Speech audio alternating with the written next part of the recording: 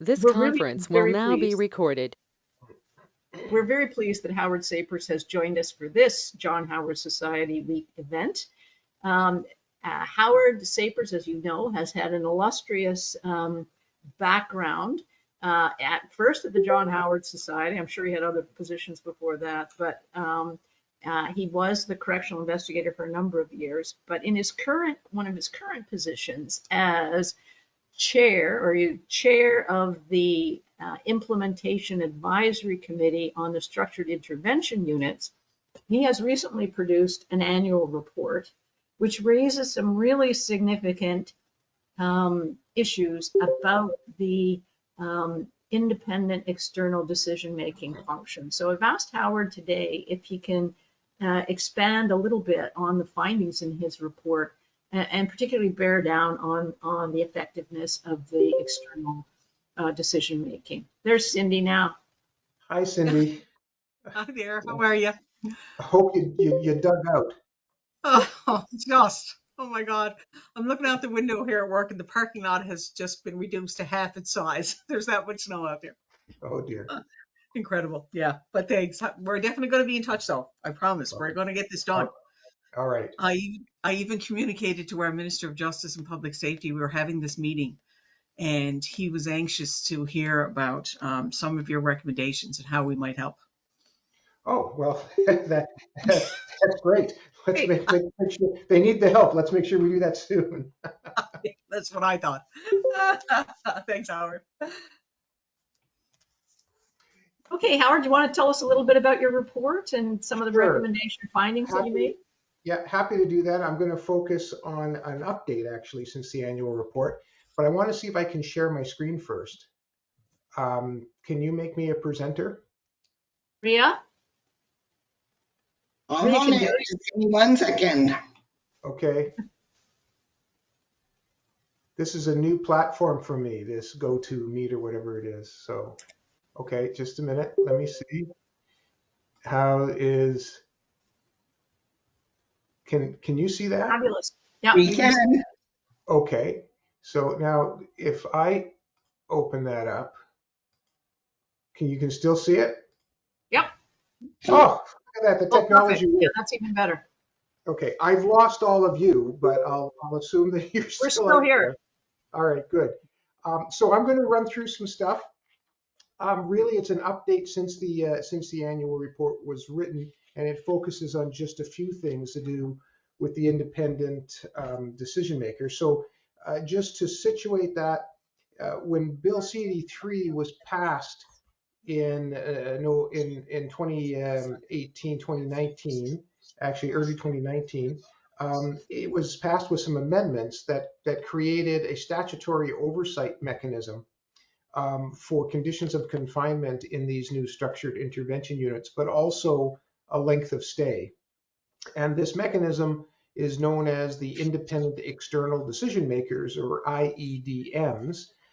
Interestingly, even though independent oversight has been a constant lack of independent oversight was a constant criticism with the previous administrative and disciplinary segregation regimes.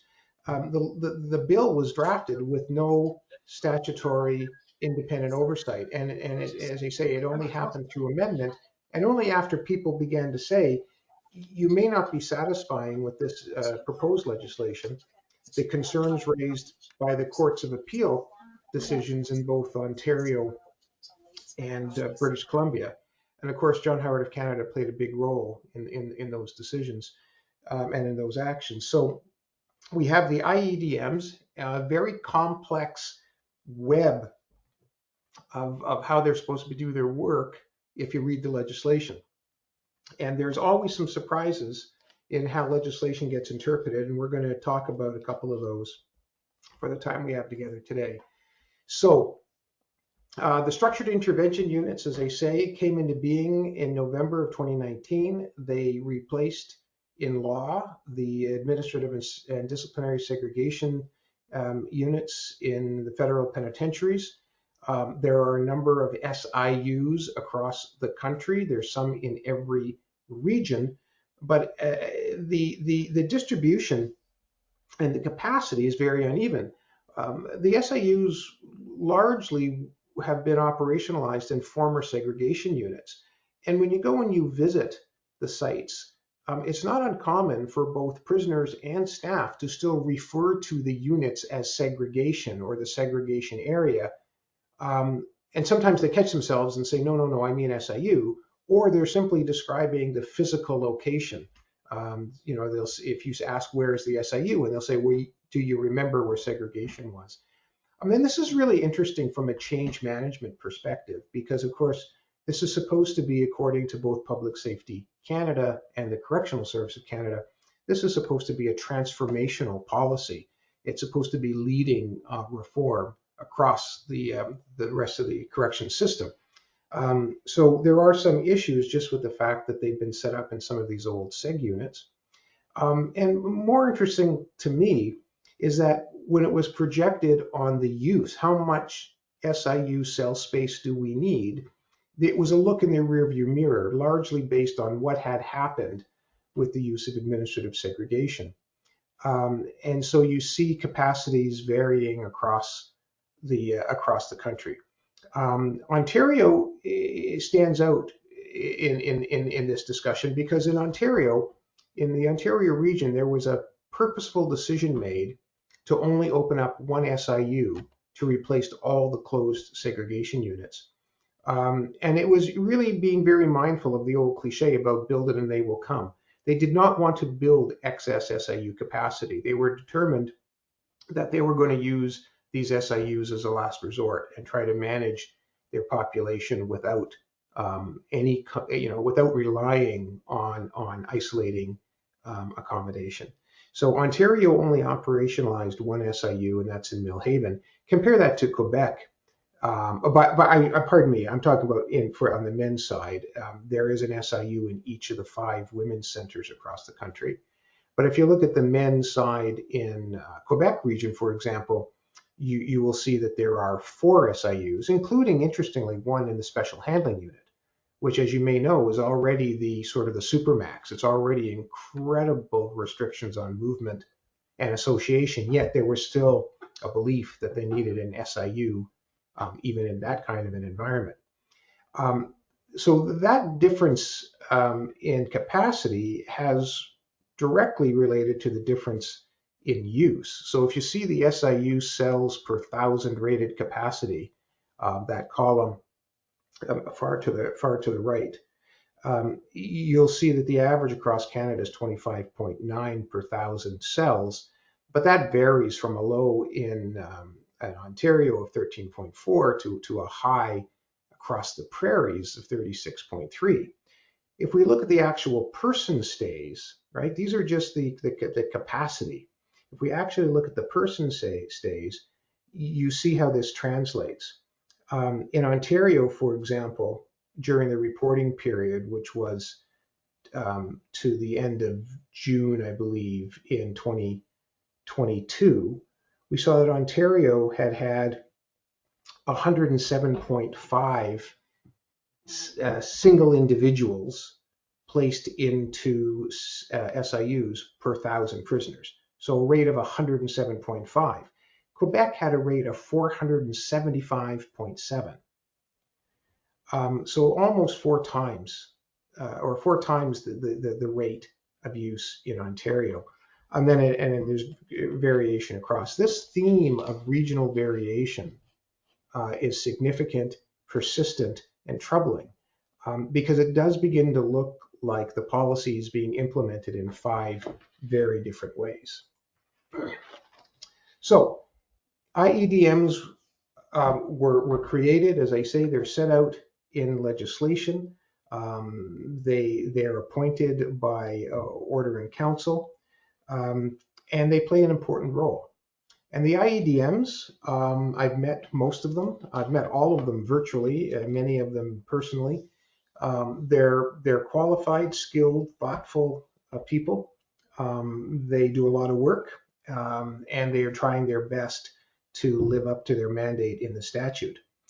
But that's where the problem begins. It's the way the legislation and regulations and policies have been developed to operationalize or implement the IEDM regime. So I'll give you an example.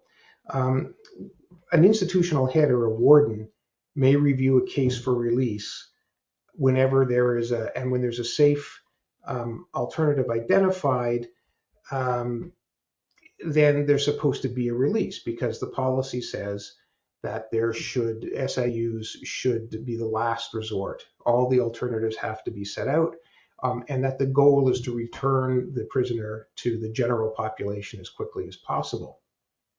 Now, if a prisoner happens to stay in an SIU for more than 60 days after a commissioner's decision to keep them there, because that's the first review, the commissioner can make another determination, and then this will trigger finally an IEDM review. Now, in the legislation, this is called the 30-day review. So the first reviews are done internally by the Correctional Service itself. Finally, we get an IEDM, or an independent review, triggered. It's known as the 30-day review, but typically it doesn't happen until at least 90 to 150 days after the person has already been in the SIU. So there's some other issues as well. Section 37.2 of the legislation of the CCRA authorizes healthcare staff to recommend changes to conditions of confinement that a prisoner may be experiencing in an SIU. And the health staff even have the authority to order a prisoner removed or transferred out of an SIU if they show signs of deterioration in their health. But this recommendation is not binding in the same way as an IEDM recommendation to transfer out. And so we're going to come back to what that means and how that plays out in practice in just a second. I just want to spend another minute giving you a little bit more background. So IEDMs do a number of reviews: the duration, conditions of confinement, healthcare, frequency of transfers. They can also respond to a request for a review. So the CCRA contemplates many roles for the IEDMs, and the institutional head also has a number of opportunities, or CSC has a number of opportunities to do reviews as well. After somebody is transferred, the institutional head shall determine if the inmate stays within 5 working days. So if a correctional manager, for example, late on a Saturday evening or early on a Sunday morning decides that it is necessary to transfer somebody into an SIU and they authorize that transfer, the warden can review that, and within 5 days needs to make a determination about whether the person is maintained in the SIU or transferred back to general population.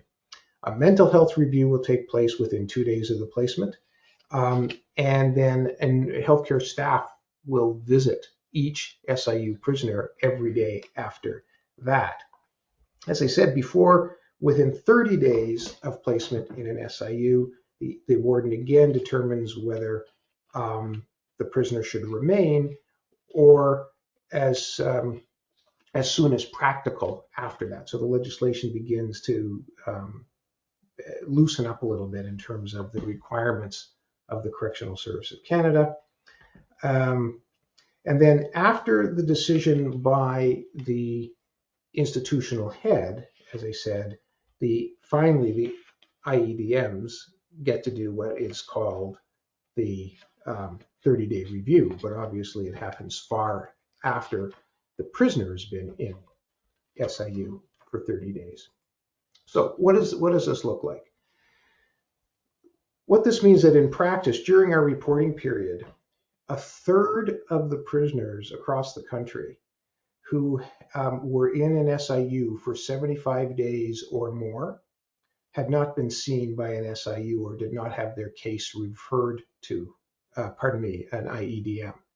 So a third who had stayed already 75 days or more did not have their case referred to an IEDM, or the IEDM did not review the case. Which a further complication is understanding why this is the case. Is this just because CSC isn't doing its job? Is this because IEDMs aren't doing their job? Or is it something different? Well, for the most part, it's actually something different. It's actually an artifact of the way the legislation has been drafted. Now, if I haven't confused you already with a whole bunch of timeframes, CCR sections, percentages of time stayed, and all that, I'm going to confuse you now with some other numbers and section references. So I'll do this a little more slowly. Section 37.4 of the CCRA allows for that review that happens, and it's the commissioner's review. So the commissioner has, in this case, delegated the section 37.4 reviews to the senior deputy commissioner in Ottawa. So the SDC, or the senior deputy commissioner, will make a review to determine whether or not somebody should be maintained in an SIU. If the SDC comes to the conclusion that the prisoner should be maintained in the SIU, then that's the order, and that'll typically happen. If the SDC decides that the prisoner should be released, and then that release has to be actioned as soon as is practical, then that order is given to the institution, and they are expected to act on it quickly. What we found is that in most cases, they don't do that. They don't act on it quickly. Now, they don't act on it quickly sometimes because they can't find an alternative. During COVID, there were some complications because transfers were very limited. A lot of movement between institutions, even movement within institutions, was restricted because the institution or the region may be dealing with COVID pressures. So there were lots of reasons why maybe this didn't happen. But what we found was one of the major reasons was an interpretation of the legislation. And that engages another section of the law, section 37.8. 37.8 says, well, it says lots of things, but pertinent to this conversation, 37.8 means that once the SDC has made an order to transfer out under 37.4, then no further review is necessary, including no need to refer the case to an IEDM. So think about that for a minute. The senior deputy commissioner has said this prisoner should be released from the SIU and put back into general population. Once that order has been made, there is no further review by an IEDM, regardless of whether that order has been acted on. So we see prisoners staying often far longer in an SIU once the SDC has ordered them released than if they had just proceeded with their normal IEDM reviews. So this interpretation of the legislation has actually resulted in many people staying longer in the SIU than they might have otherwise stayed. So here's another way of looking at the time served in an SIU question.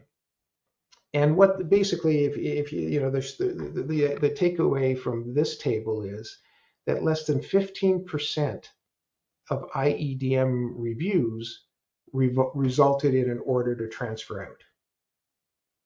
So overall, even when the IEDMs are fully engaged, less than 15% of their reviews resulted in an order out. So these are reviews after people have already spent a considerable amount of time in the SIU.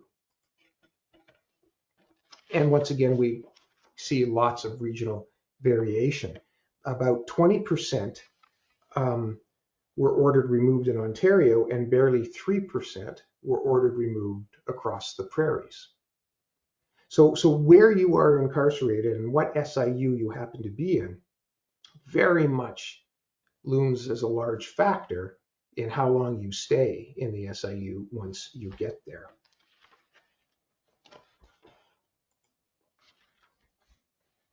It's not just the region or the institution, or it also appears to be a bit of an artifact of who the actual IEDM is. Now, this is not to say that people aren't doing hard and good work, but there are some questions to be asked when you see such stark differences. This intra-regional variation is significant, and it does seem to be tied to these clusters of IEDMs. So we have identified 3 clusters. One cluster of 2 IEDMs, who we've called IEDM 2 and 13. A second cluster of IEDMs, who we've called IEDM 3 and 8, and then the other 8 IEDMs. And we only chose those other 8 because we wanted to make sure there was a sufficient number of decisions. There were some newer IEDMs that had made a number of decisions. So we did limit it to those who had made at least 40 length of stay decisions. So what we see is that for the cluster, the first cluster, IEDMs 2 and 3, there were no orders to remove people. They did their decision and not once did they order somebody removed. For IEDMs 3 and 8, 43% of the reviews resulted in an order out. All other IEDMs combined, it was about 11%. So you see that in about almost 14% of cases overall, IEDMs were ordered out of the SIU, but that's almost entirely the result of the work of IEDMs number 3 and 8. So there's a difference in the nature of the review and the outcome of that review based on decision.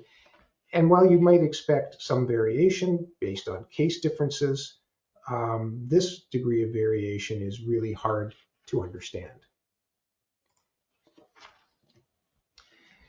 So another question we looked at was, how long did it actually take for the prisoner to be transferred out once the decision was made? The biggest takeaway from this table is that 61 days or more after the decision was made, let me say it another way. The prisoner was not moved for 61 days or more after the IEDM ordered a transfer. So this has changed a little bit. This was true for about 19% of all of the length of stay reviews when we did our annual report. So if any of you read our annual report, you would have seen, I think we noted 18.8% of prisoners. This was true. It's decreased a little bit, which is good. It's gotten a little bit better. It's down to just over 11%.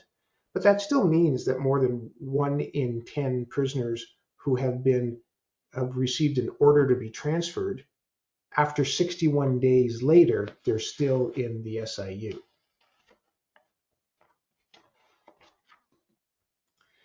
So are these new problems? As I say, our annual report highlighted these problems, but more interestingly, and something that a lot of people overlooked, was that in our first annual report, we referred to a memo that was dated June 16th, 2020, that's actually posted on the website of the House of Commons Standing Committee on Public Safety and National Security, because it was entered into evidence during a meeting of that committee.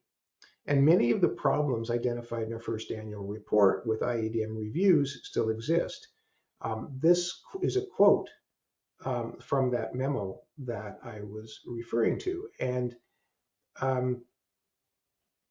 this was early days. This is when there were only 24 IEDM decisions, 11 senior deputy commissioner reviews, and 44 institutional head decisions. So this was early days. And they said that they described this as a significant risk to the SIU scheme, as well as government and CSC reputation, if it's perceived that CSC is ignoring these decisions. So this was not an acknowledgement that the decisions were being ignored by the Correctional Service of Canada. This was a concern that there could be a perception that CSC was ignoring them because in spite of these reviews, some of these reviews were not timely, and certainly actions taken post-review to remove people were not taken in a timely fashion either. So this goes back to June of 2020. So very little of what we actually reported to the government should have been news to them because they've had this information since the summer of 2020. So those are the highlights that I wanted to share with you. And I'm going to see if I can stop sharing my screen now. I should be able to do that. Am I back with the? Can you see us? Yeah, okay, I can see you and now, good, okay. So you can no longer see you can see my smiling face and not my wonderful PowerPoint? That's Yeah? that's correct. Okay. Howard, John Howard, has gone to a lot of effort to try and make isolated confinement less cruel with our litigation and a variety of other things. And one of the things we were really keen on and did pretty well in the BC decision was this notion that there needed to be independent external decision making. But from what you're telling me, or what your report is indicating, they've kind of skated that requirement into the boards. Well, Catherine,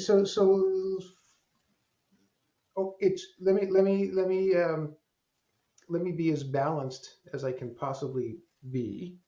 The legislation is brand new. Policy was brand new. CSC has been relying on some form of restrictions on movement and association for as long as CSC has been running penitentiaries. Right. So this is going to be a big change in how they operate. And we knew that there was going to be some teething pains and there would have to be some staff buy-in, and we knew there was going to have to be some policy development. And I think most people expected this would be far from perfect as it was rolled out and that it would get better over time. There are some signs that it's getting better over time, but that is a very relative statement because of how bad it was. So as I say, it's getting better over time, but we still have more than 1 in 10 who seem to be languishing for a long time, even after they've been ordered to be removed. That is not good enough. And part of the problem is the newness still, even though I don't know. It's like, when do you stop saying Happy New Year? I mean, I don't know how long CSC can rely on the fact that they're learning how to do this. It'll be 3 years. So, but part of it is because of the complexity of the legislation. It is very, if anybody's actually sat down and read the legislation, looked at the regs, and then looked at the commissioner's CD, particular CD 7011, it's pretty dense. And so, clearly the policy framework is far from perfect, and that has translated into far from perfect implementation. There's a lot of attention being paid to the review process, but my feeling is it's kind of like if you look at the legislation, just for example, it'll say CSC is required by law to offer SIU placed prisoners time out of cell. That's the requirement in law, to offer you opportunities to be out of your cell for up to 4 hours, a minimum of 4 hours a day, 2 hours of meaningful human contact and 2 hours, I guess, of not meaningful human contact, but up to 4 hours a day out of your cell. And so the intent was clearly to address the need to have people in association with others, to prepare them ultimately for reintegration, as opposed to preparing them to stay in a segregation or in a segregated kind of conditions of confinement. But CSC increasingly is now saying, look, our legal obligation is to make the offer. If the prisoner doesn't want to get out of their cell, that's on the prisoner, not on us. And I don't buy that. And that's not really what the intent of Parliament was either. And it's certainly not reflecting the judgments that came out of the courts of appeal. So I kind of feel that way about the reviews. It's not enough to simply acknowledge that there are IEDMs and then follow the black line letter of the law to refer people, but then drag your heels in terms of operationalizing or implementing the decisions. And even if it is the prisoner is refusing to accept the transfer plan, or the planes aren't flying because of COVID, those are management issues that that CSE has to cope with if they want to comply with the law. And so I think if it's falling down, it goes back to even the wording of the legislation. Why do we have this disconnect between when an IEDM has jurisdiction for the review and when the commissioner or the SDC has jurisdiction for the review? One should not cancel the other. Ria, do you have your hand up there? I do, because we've had a question in the chat window. Is now an okay time to ask it? Sure. Okay. So the question was, Howard, in your analysis of the IEDM reviews, did you find any degree of rigor in their record keeping and decision-making process? What level of information is shared what level of information sharing is taking place between the IEDMs? Okay. Yes, there is a lot of rigor in the decision-making process. There's also a lot of variation. And so right now there's a discussion that's going on to how do we structure some of the discretion, and how do we structure the decision-making without making it prescribed? So, you don't want to have a checklist, but it wouldn't be a bad idea to have kind of a template that reflects all of the procedural fairness things that you'd want to see in a decision. So an assurance that all information was reviewed, and that so you can actually see a thread between the review and the analysis and the ultimate decision, so that the decision is seen to clearly flow from the evidence that was reviewed. It should be mandatory always for the IEDM to have a conversation with the prisoner involved, and only when it's clear after legitimate attempts that the prisoner doesn't want to engage in that conversation that you could proceed to make a decision without that degree of contact. There should be a record of queries or requests for additional information that are shared back and forth from CSC. Right now, it's actually a CSC staff person that puts together the information package that goes to the IEDMs. So the IEDMs also we need to be assured that the IEDMs know what information is collectible and what form it's collected, and how it can be shared, so they know what to ask for if they don't think they've received a complete package. And I'm not suggesting that the CSC staff are withholding information. In fact, I have no evidence that they are at all. But I can tell you from my experience as a parole board member, you'd look at a file and you'll say, wait a minute, there's a gap here. There's a document missing, or something doesn't seem right. And mistakes can happen. And so an IEDM who's well prepared to do their job may find a gap in the information base. And of course, if you can't assure the individual that you've reviewed everything that needs to be reviewed to make your decision, then that's really, you've got grounds for a judicial review, because you didn't really exercise your responsibility to act administratively or procedurally fair. So yes, there's some rigor. I do believe there needs to be more consistency. I do believe there needs to be ongoing training. I think there needs to be better support for the IEDMs. There was literally no real ecosystem developed around the IEDMs. So imagine if, and it's not a great or a perfect analog, but imagine if the parole board was just those members appointed by order and council that sit and make decisions, and they didn't have all of the sort of administrative and research and whatever support around them. It wouldn't be a very efficient or effective process. And we're seeing a little bit of that with the IEDMs. I The think it's, second question was if the IEDMs have been made aware of the variation between their decision making, and would there be an attempt to address these consistency issues? Yes, they've been made aware. I've always operated on a no surprises kind of basis, and I mostly believed in most of my oversight work that I hardly ever tell anybody anything they don't know for themselves. It's just a matter of what you're shining a light on. So yeah, the IEDMs know, and they're very alive to the issues. And there is I think that there's an embrace of the importance of addressing the issues, but I'm not sure there's a consensus amongst the IEDMs on the best way to do it. Some would like to see more structure, and others are rugged individualists that would like to continue doing things the way they want to do things.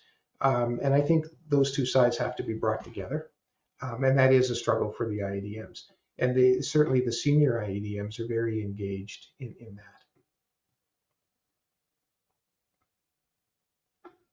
yeah, I think that's interesting. I mean, do they get a lot of training, the IEDMs, in terms of, because it is a complicated legislative framework, and the deterioration of mental health and other issues that befall people who've been in isolated confinement are not always that easy to see. Certainly CSC has problems seeing it.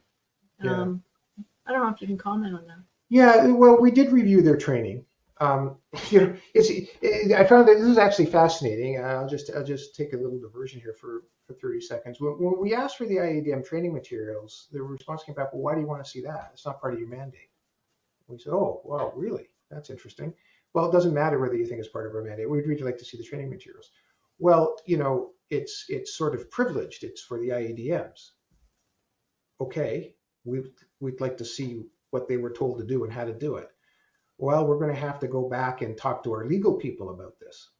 So this was the response, not from CSCs. The Department of Public Safety was saying, okay, so they wanted to be careful and thorough. I get all that, but it still makes me scratch my head when I wonder what was so proprietary about that information, considering when we finally did get the information shared, it mostly consisted of a number of PowerPoint slide decks on pretty straightforward boilerplate information about CSC, most of which you can just get off the CSC website.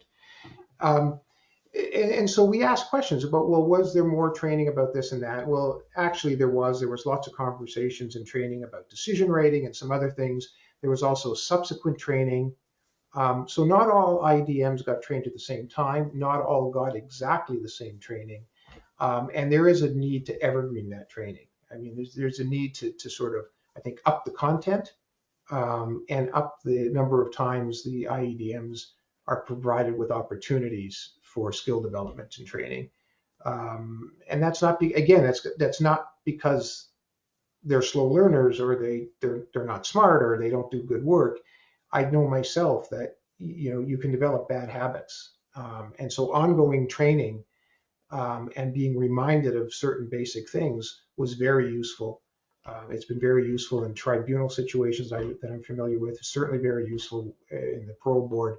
I don't think it'll be any less useful for IEDMs. Okay, I think Mary has his hand up, and her hand up, and I see Pierre has a comment. Mary, do you want to ask your question? Sure. You can hear me, Howard? Yes. I think this must be Mary Campbell. Yeah, it is. Howard, how engaged is the commissioner in your findings? And question 2, how engaged is the minister or the minister's office in your findings? Oh, Mary. Those are excellent questions. So I actually had a short exchange with the commissioner today. I'd say that the commissioner is very engaged, or at least very aware. And I will also say that the executive leadership of the Correctional Service of Canada has been extremely responsive to information requests. They've been responded in fairly thorough and quick fashion. There is a very open line of communication between myself and the commissioner and the senior deputy commissioner. The panel has met with different configurations of the executive committees a number of times. And we are getting fairly regular updates on actions taken related to our findings and recommendations. The problem with CSC is sort of the age-old problem, where a lot of the updates and a lot of the information we get are things that CSC has in play, that they're intending to do, that they're just reviewing, that they're doing a pilot, that they're studying again. And so there's lots of activity, but not a lot of action in terms of, moving the goalposts. And so, I think that criticism of CSC needs to be addressed. And yes, it's a big organization and there's lots of moving pieces and it takes a while to turn the ship around and all of that. But we'd like to see, more sort of time on task instead of we're studying it and we're thinking about it and we're creating new policy and we're talking about it again. The minister's office is interesting. The minister, personally, I've dealt with two ministers in my current role, and both ministers are engaged. Both I have an opportunity to meet and chat with both ministers. I find that the minister's office is I don't know if overwhelmed is the right word or not, but certainly there's been a lot of big files that the Minister of Public Safety's had to deal with, from the occupation in Ottawa to the gun control legislation to yesterday's news with the resignation commissioner of the RCMP. These are all things that tend to throw a minister's office into turmoil, and depending on how deep their bench is and what their priorities are and the mandate from the Prime Minister, etc. It can make things like the SIU Implementation Advisory Panel seem not so urgent. And so certainly I can't say that I felt neglect, but I have felt like I'm a little bit of the least favorite child. I can put it that way. That said, we're making some progress. And certainly the work that we did at the front end between the minister's office, the executive of Correctional Services of Canada, and myself to get the terms of reference right in terms of information sharing, cooperation, timeliness of responses, those kinds of things. That work has paid off some dividends. Howard, I think Pierre has written a question in the chat. Do you want me to just read it to you, or can you see it? Let me see if I can open it. It says, you got it? Oh, yeah, regarding the discrepancy in IEDM decision making? Yes. Is there a relationship between the stricter decision making and access to legal or CBO? Is there a relationship between across the board denials? Okay. I don't know the answer to either of those two questions. we haven't. So I'll deal with the first question first. So to make sure everybody knows what I'm responding to. The question is, regarding the discrepancy in IEDM decision making, is there any relationship between the stricter, and I'm assuming, Pierre, what you mean by that, the decisions to maintain somebody in the SIU, between the stricter decision makers and access to legal assistance or CBO help?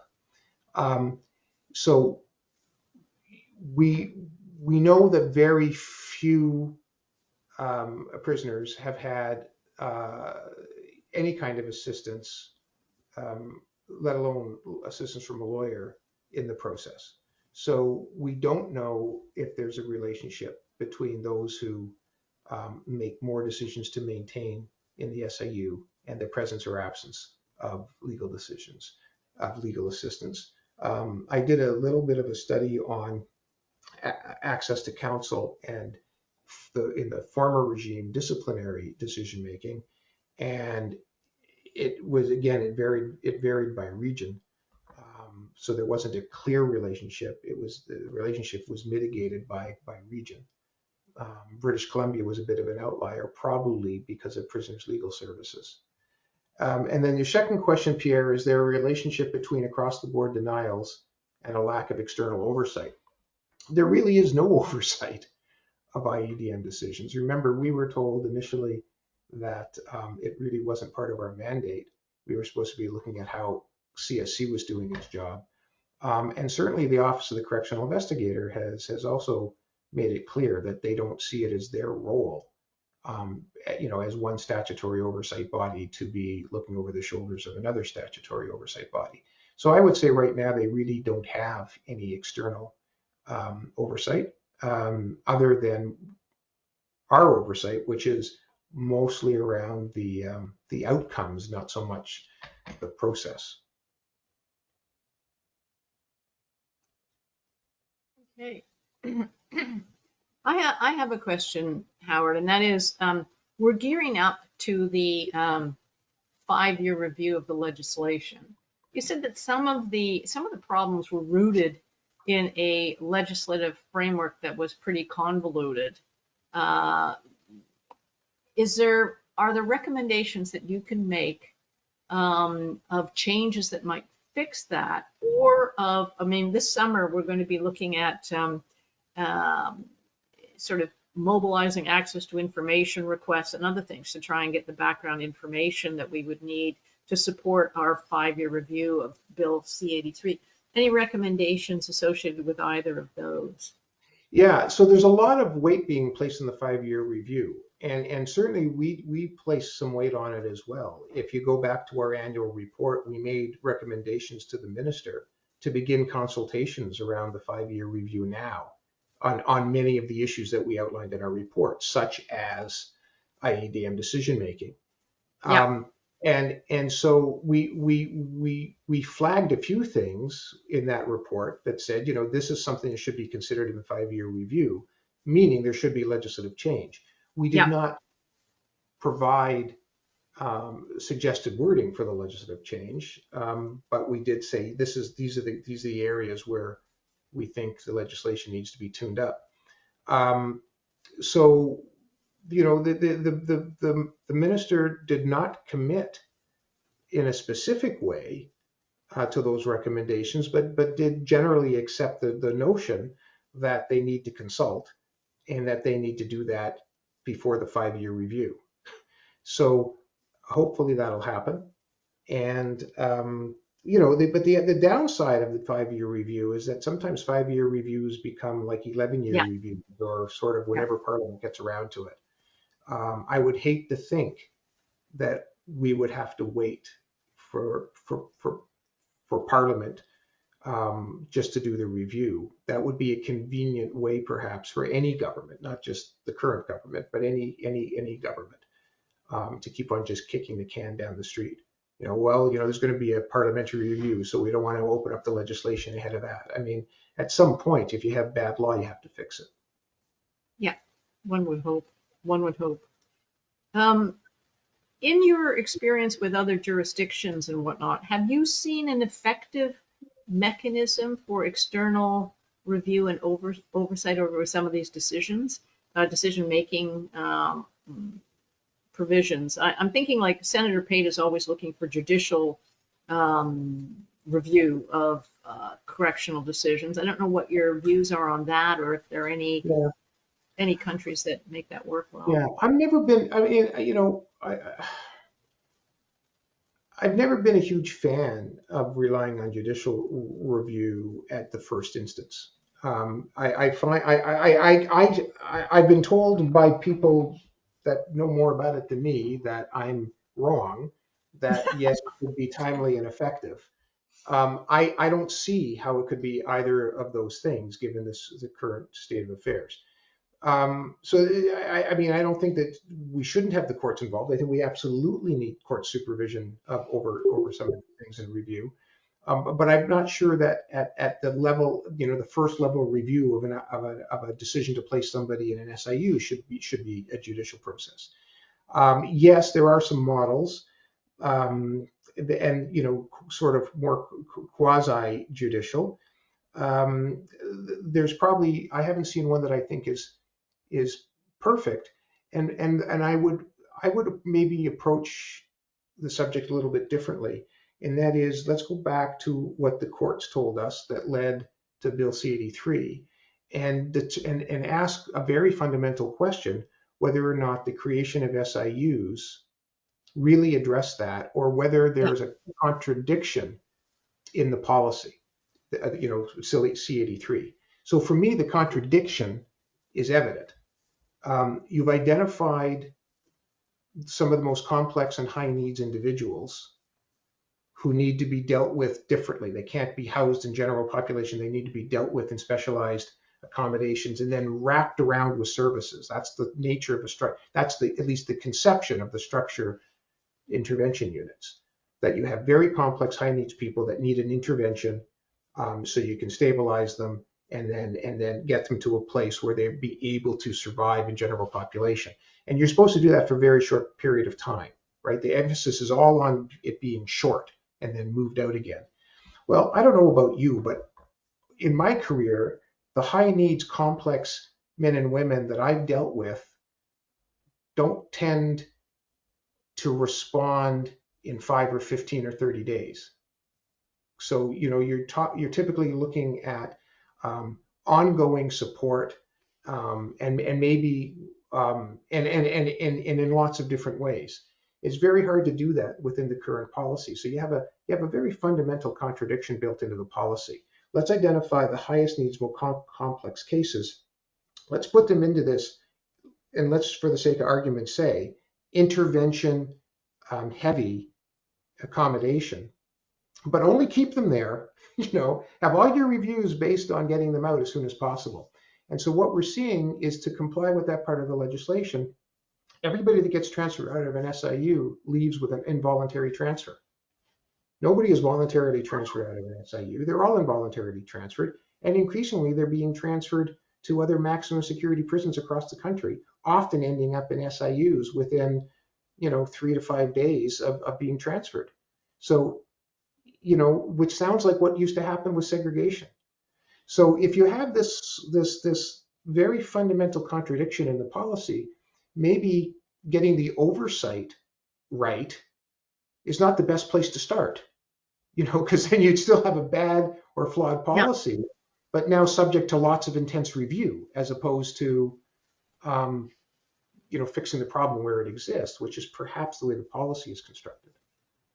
So why do you think that's occurring? That I know that they have started, that they have these, what do they call it? Restricted, voluntary VLARs. Oh, the VLARs. The VLARs. Limited, yeah. Yeah, for the people who before would probably be wanting to be placed in MinSeg to protect themselves or whatever. Yeah. Wow, I saw Imad Talisman from the Office of the Correctional Investigator was on the call, and I think he's probably our resident expert on all of that. So, with apologies to Imad, who may want to say something on this. There he is. Yeah. Let me say that we have another whole topic of discussion here. There's always a risk. People ask me for years, why don't you recommend the abolition of segregation? And my answer was always pretty straightforward. I don't think we're ever going to abolish segregation in practice, even if we abolish it in law. And so my fear would be that if we abolish it in law, we will create underground segregation, and Right. that will be worse for everybody. And so when the federal government decided to abolish segregation in law and create the structured intervention units, that immediate red light went off in my head about, well, how is CSE going to implement this? If we're really going to go from 800 people on a given day in segregation down to about 200 people a day, which is what it was right before November 2019, down to maybe 120 to 150 or 60 a day, what's happening to those people? Is CSE really developed the coping strategies and the mechanisms to deal with that population more effectively? Or are these people now going into alternate forms of custody that simply aren't getting the scrutiny, the attention, which also means that these individuals aren't getting perhaps the supports that they need? And so we've seen a proliferation of other forms of custody, some of them labeled like the voluntary limited association ranges, but some of them not labeled that way. And we do get, I do hear from staff and from prisoners and from families that there's a lot going on. And if you go into some of the institutions, like Edmonton Institution, some of the others, they have so many subpopulations and with so many different movement protocols, that you have to really scratch your head and wonder whether that fear I had about abolishing segregation in law but not in practice is somehow manifesting in the way some restrictions are being placed on populations in terms of their movement and association. So we have to really unpack that in a more specific way.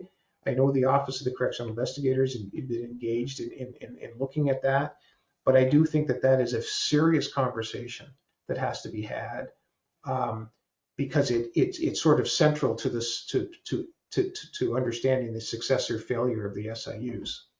Yeah, yeah. Did Imad want to comment? No, you're good. No, he covered. That was pretty much everything I would have said. I can't think for a minute that's true, Imad, but okay. Does the mandate of the Implementation Advisory Committee, is it broad enough to look at the creation of other forms of isolation that resulted from, or that may have resulted from the Structured Intervention Unit creation? Is Mary Campbell still on the call? Yeah, I think she is. So I'm thinking about a conversation Mary and I once had when I was correctional investigator and she was DG corrections policy. And so Mary knows exactly what conversation it is. I won't tell everybody else. But the question of jurisdiction is not so easy. The mandate's pretty broad. So it's like the implementation of SIUs. So if the implementation of SIUs meant that you had to close 3 of your other yards at an institution so that you could have enough yard space to have individuals go out and have yard time for their 2 hours out of cell, then my mandate would certainly include access to yard by everybody else, and what kind of movement restrictions were now in place because of the implementation of SIUs. That's the way I would interpret my mandate. That may not necessarily be the way that CSC would interpret my mandate. So there's always a little bit of negotiation around those edges. And the way I approach this is, you sort of follow the money, right? Yeah, or hunt where the ducks are. You have to go where you see the impact.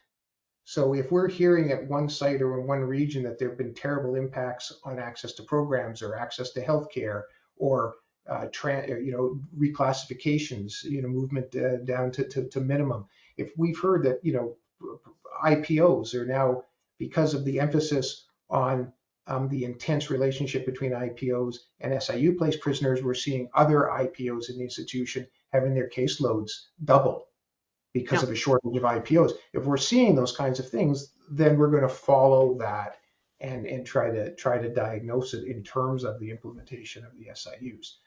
So you're always it may go to some distance to explaining why people don't want to leave the SIUs. Like if all of the program resources have been scooped up by the SIU, they're going back to a pretty boring existence on a normal range then.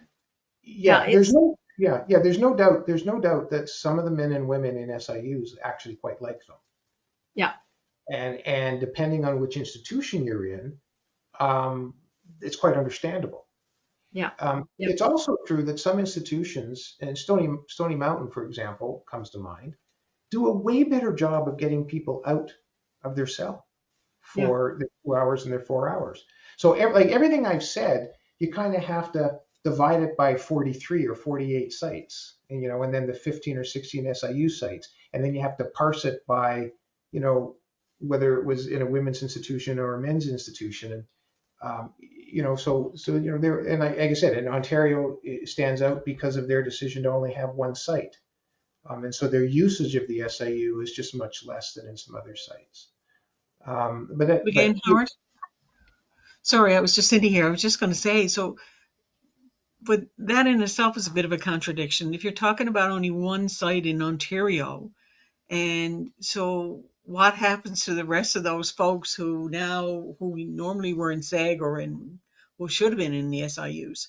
So are they confined to units? Are they confined to Yeah. cells? Are they getting that meaningful contact and service? And, so I Yeah, think, Cindy, you're right. You're right, and that's as I say, that's one of the really fundamental questions, because we talked about the VLARs, the voluntary limited association ranges, but we didn't talk about the restricted movement institutions, where you can be restricted to your cell.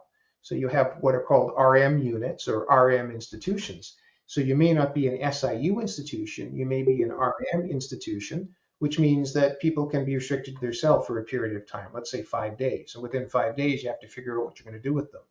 Well, what you do with them may keep them in an RM cell for 5 days, then transfer them. And then Yeah. they're going to come back involuntarily and put them back in an RM cell, or they come back and they go into a VLAR. So it's just the person is experiencing different forms of Isolation. restriction.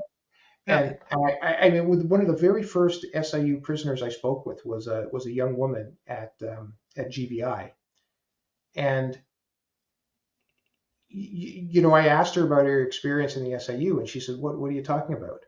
I said, "Well, you were in the SIU, and now you're out. I'd like to talk to you about."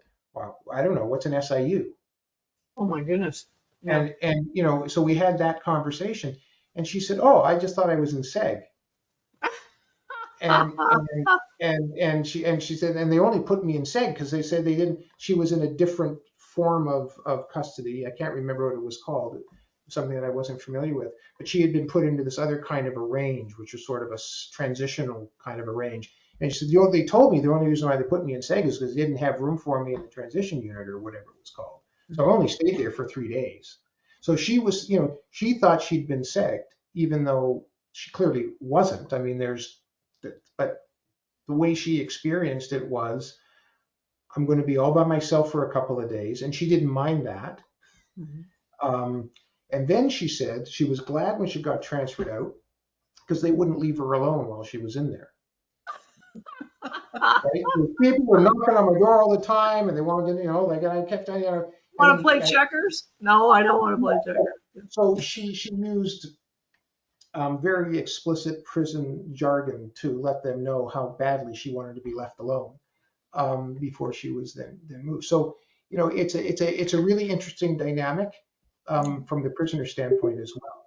And some of them are also very instrumental. I met a young man who said, my goal is to get transferred to the Quebec region where my family is, and that's eventually where the region I want to be released into.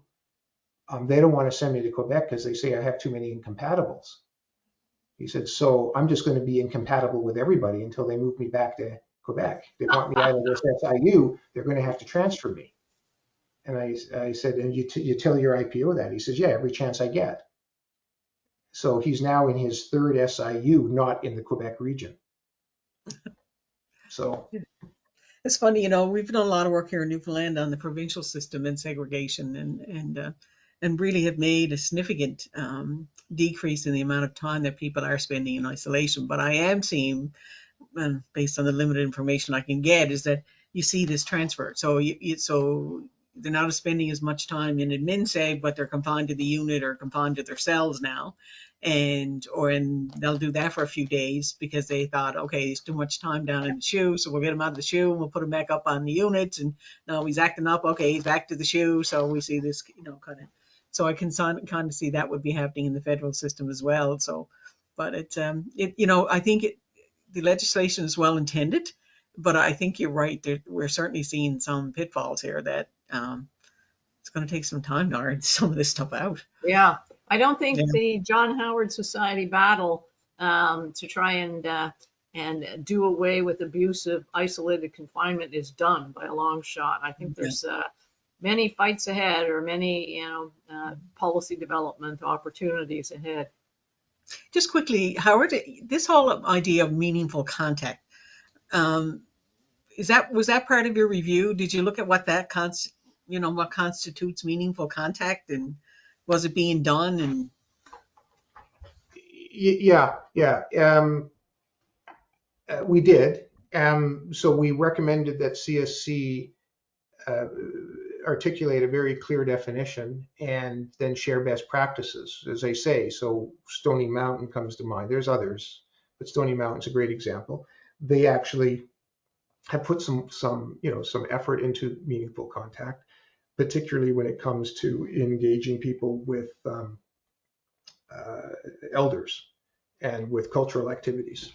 So there's very clear difference between just being out of your cell and wandering around a yard or an exercise area for a couple of hours and being engaged with somebody or some people. So we'd like to see that fleshed out more. And CSC has stated that a goal is for them to have as much group activity as possible. But given this population, it's very difficult because often the reason why you're in one of these SIUs or isolated forms of custody is because you have difficulty getting along with others or you're at risk. There are safety risks either for you or for other people. But even given that, we know that there are some interesting things you can do.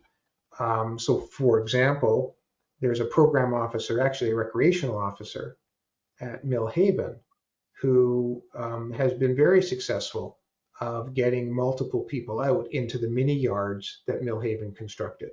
So even though, let's say, these three men aren't to be in each other's company because of potentials for conflict, they can be in the mini yards at the same time with the one instructor, all going through, in this case, some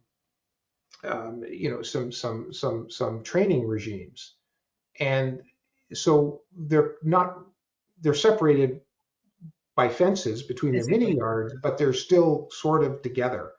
And it's actually proved to be successful to the point where some of them have actually been reintegrated into the more general population units at Millhaven. They came from Millhaven, SIU at Millhaven, transferred back into population at Millhaven. So there are some things like that are happening, Cindy. I don't want anybody to think that the whole thing is just a horror show and that nobody is doing their job. Those things aren't true. But at a policy level, there are some problems and they're serious. Thank you. Howard, this has been a very insightful journey. Many of us do not really get a chance to figure out what's really going on in those SIUs, so it's very gratifying to know that there is an implementation advisory group that's taking it seriously and reporting back. I really am grateful for your work and really pleased that you could join us during John Howard Society Week to talk about that independent external decision-making capacity. Thank you so much. Thank you, Catherine. Always a pleasure. Congratulations to you and you John Howard colleagues for a great week and doing the work that you do and keeping the rest of us sort of in line.